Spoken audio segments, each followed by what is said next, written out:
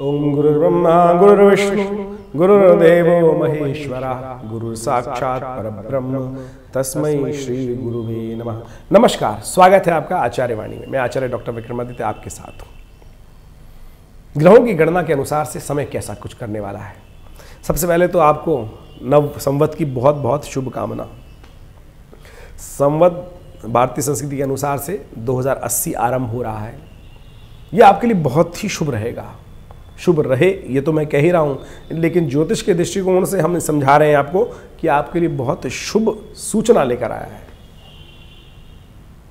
12 वर्ष बाद ये ग्रहों का योगायोग ऐसा आ रहा है कि जो आपके लिए उन्नति भाग्य उदय कारक ये वर्ष आपके लिए सूचना देता दिखाई दे रहा है।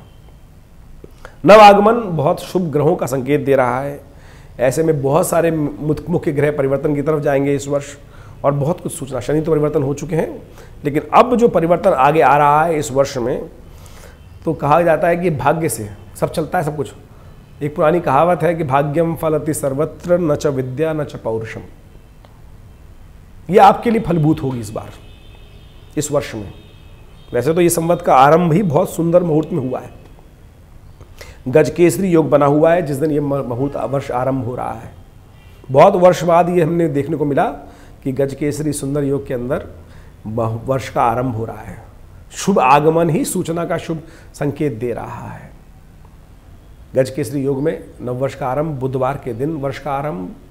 नव संवत भारतीय संस्कृति का जितना सुंदर होता है ना, उतना ही सुंदर है ये योग बना हुआ है। और आपके जीवन में आपकी राशि के अनुसार सिंह राशि वालों के लिए बात करें तो वर्चस्व स्थापित करने के लिए सुंदर योग बन रहा है। तो ये आपने बहुत दिनों से कई चीज़ों के इंतजार जो कहते हैं कर रहे थे हम, तो ये आपके लिए बहुत शुभ सूचना का संकेत मिल रहा है। तो इस गणना के अनुसार से हम आपको समझाने का प्रयास करें कि जब ये संवत आरंभ होगा तो बहुत कुछ आपके लिए नए उन्नति के योग बनाने के समय आएंगे। इस समय बृहस्पति आपके 6ठे भाव में विद्यमान है, 8वें भाव में विद्यमान है। शनि महाराज आपके 7वें भाव में विद्यमान है और विशिष्ट चंद्रमा जो है वो 7 में 8वें भाव में बृहस्पति के साथ विद्यमान हो गए। गजकेसरी वहाँ बना लिया है उन्होंने।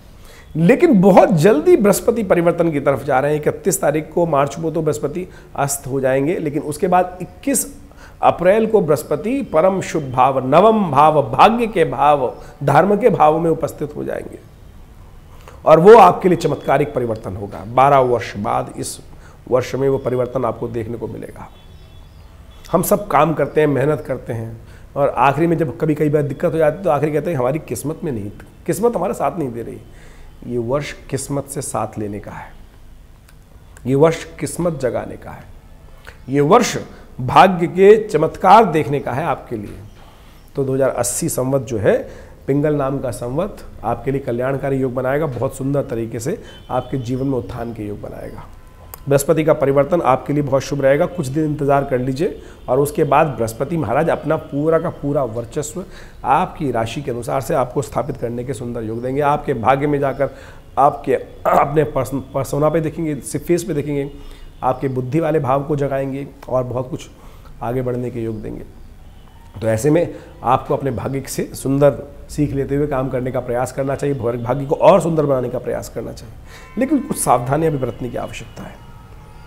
यहाँ पर राहु के साथ बृहस्पति विद्यमान है और लेकिन यदि आप धर्म से विमुख होंगे, गलत काम करेंगे, शनि का अंकुश है आपकी राशि के ऊपर, इस बात का ध्यान लिख लीजिएगा। आप मुंह में राम बगल में छुरी, अगर ऐसी अवस्था करना चाहते हैं तो ग्रह धोखा नहीं खाते हैं, ग्रह धोखा नहीं खाते, इस बात का ध्यान रखना पड़ेगा आपको। जितने आप धर्म अनुरूप कार्य करेंगे, धर्म का मतलब पूजा पाठ तो एक धर्म की परिपाटी है। धर्म सत्य का, सेवा का, अच्छे काम करने का, किसी का हक ना मारने का, ये सारी बातें जितने रखेंगे, पूजा पाठ भी साथ में करेंगे, तो आप समझ लीजिएगा आपके लिए कोई भी आपकी उन्नति में, आपकी सफलता में बाधा नहीं उत्पन्न कर सकता। ये बात समझ लीजिए। ये सिद्धांत इस वर्ष के लिए आपके लिए उपाय है। कुछ करो ना करो, इस सूत्र को समझ लो। तो सिंह राशि वालों, इस बात 12 वर्ष बाद इस ग्रहों का योग बहुत सुंदर तरीके से आपके लिए बन के आ रहा है। हम ये सारी बातें आपकी राशि के अनुसार से समय समय बताते रहते हैं आपकी राशि के अनुसार, लेकिन ओवरऑल हमने आज सोचा कि गला खराब था, फिर भी हमने सोचा चलो आपके लिए हम नया वर्ष आरंभ हो रहा है तो क्योंकि समय निकल जाएगा तो फिर कोई फायदा ही नहीं है। और संवत का आरंभ जो हो रहा है वो नवरात्र के साथ होता है ना, और ये समय होता है कि अपने आप को, अपने लेखे जोखे को ठीक करने का, ये आराधना का विषय है, आराधना का समय है। नवरात्र का जब आरंभ हो, जब नव संवत का आरंभ हो रहा है तो पूजा पाठ से आरंभ हो रहा है। माँ दुर्गा को, माँ भगवान को, इष्ट को प्रसन्न करने का दिवस है। कोशिश करें यथाउचित भाव से भगवान का नाम का जप, कल्याणकारी जप अवश्य भगवान के सानिध्य को लेने का प्रयास करें। माँ दुर्गा जो समस्त प्रकार से कल्याण करने वाली हैं, आप समझें कि आपके जीवन में कल्याण के योग बनने के योग हैं खास तौर पर, तो आप नवरात्रों में विशेष तौर पर इस सूचना को समझकर अपने भाग्य को जगाने के लिए तैयार हो जाइए। अपनी मशीनरी को पूरी तरह से तैयार कर लीजिए। नवरात्र का सुंदर विषय चलने वाला है। हमने भी अपने आश्रम में सहस्त्र चंडी महायज्ञ का सुंदर आयोजन किया है, आप उसका लाभ ले सकते हैं। माँ भगवती के, मैंने कहा ना, धर्मरथ, इस वर्ष आपका सब कुछ दारोमदार इसी बात पर रहने वाला है कि कितने आप धर्मरथ हैं। जितने धर्मरथ रहेंगे ना, उतना ज़्यादा उन्नति का योग बनेंगे। मैं चाहूँगा एक्सपेरिमेंट करने की ज़रूरत नहीं है। बहुत सारे लोग एक्सपेरिमेंट करने के चक्कर में फंस जाते हैं और फिर अपने भाग्य को खो देते हैं। देखिए समय बदल जाता है, फिर समय नहीं आता है लौट कर। ये समय है लाभ लेने का भाई। नव संवत आरंभ हो रहा है और ये आपका संवत एक सूचना देता है कि जितने आप धर्मरत रहेंगे, जितने अच्छे कार्य करेंगे, भगवान भगवती का, माँ का आनंद सानिध्य लेंगे, जप कर लेंगे, भगवान के मंत्र का सानिध्य ले लेंगे, उतना आपके कल्याण के लिए। मेरा गला खराब था तब भी मैं आपके लिए इस समय इस वीडियो को बना रहा हूँ, क्योंकि मुझे समय पता है कि एक बार समय निकल जाएगा फिर लौट के नहीं आएगा। तो सिंह राशि वालों, ये भाग्योदय का समय आपके लिए आने वाला है बड़े मुश्किल से। एक घड़ी आधी से पुनियाद, तुलसी संगत साध की हरे कोट अपराध। समय का खेल है, इसीलिए हमारे यहाँ मुहूर्त को बहुत विशेष माना गया है। तो जो नव संवत आरंभ हो रहा है, बहुत सुंदर विषय में आरंभ हो रहा है। गजकेसरी योग के साथ पिंगल नाम का संवत आपके लिए कल्याणकारी सूचना लेके आता दिखाई दे रहा है, और हम आशा करते हैं आप सब चीज़ों को समझकर अपने अनुरूप कार्य करने का प्रयास करेंगे। 31 मार्च के आसपास बृहस्पति महाराज थोड़े दिन के लिए अस्त हो जाएंगे, चिंता ना करिए, बहुत लंबे समय तक नहीं है। 21 अप्रैल को फिर दोबारा बृहस्पति परिवर्तन की तरफ जाएंगे, और वो परिवर्तन आपके लिए मुख्य है। इस वर्ष की निधि वहीं छुपी है, इस वर्ष का चमत्कार वहीं से छुपा है। भाग्य में पहुँच जाएंगे बृहस्पति महाराज, और भाग्य में बिल्कुल पूरी तरह से। और उसके बाद जैसे ही अक्टूबर में राहु की पदार्पण वहाँ से हट जाएगा, राहु के साथ जो राहु गुरु चांडाल योग का योग बनेगा वो हट जाएगा, तो उसके बाद तो बृहस्पति के वर्चस्व की गणना ही नहीं की जा सकती। बृहस्पति के प्रभाव को आप बहुत बढ़िया समझ लीजिएगा।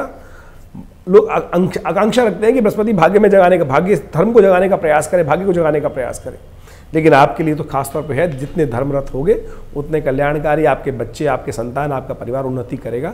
तो आप इस सूत्र को समझते हुए काम करने का प्रयास करें।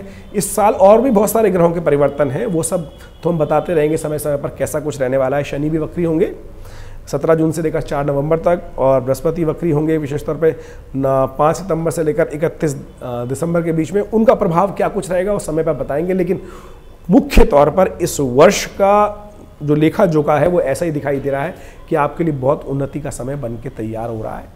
तो अब आपको बैटिंग करने के लिए, फ्रंट फुट पर आकर खेलने के लिए, अब क्रिकेट की लैंग्वेज में बात कर लेते हैं, क्योंकि समय जमाना आजकल मॉडर्न है। ज़्यादा धर्म वर्म की बात करते हैं तो लोग कहते हैं पंडित जी तो कहाँ ट्रेडिशन में लेके जा रहे हैं। तो अब समझ लीजिए कि भैया फ्रंट फुट पर आकर खेलिए। भाग्य आपको पूरी तरह से आश्वस्त देगा, आगे बढ़ने के योग बनाएगा। आपके मन में कोई प्रश्न चल रहा हो तो चिंता ना कीजिएगा, आप हमारे नंबर्स पे स्क्रीन पे चल रहे हैं, उन पे फ़ोन कर कर अपनी समस्याओं को जान सकते हैं और अपने प्रश्नों का निदान भी जान सकते हैं। दिल्ली में हमारा विवेकानंद योगाश्रम है, और वहाँ इस बार नवरात्रों में सुंदर सहस्त्र चंडी महायज्ञ का आयोजन किया जा रहा है माँ भगवती के सानिध्य में। और माँ भगवती कृपा, हमने देखा है कि जो जो उत्कंठा जिनके मन में होती है उन सबको प्राप्त होती है। आप भी उसका सानिध्य लेने का प्रयास करें। धन्यवाद।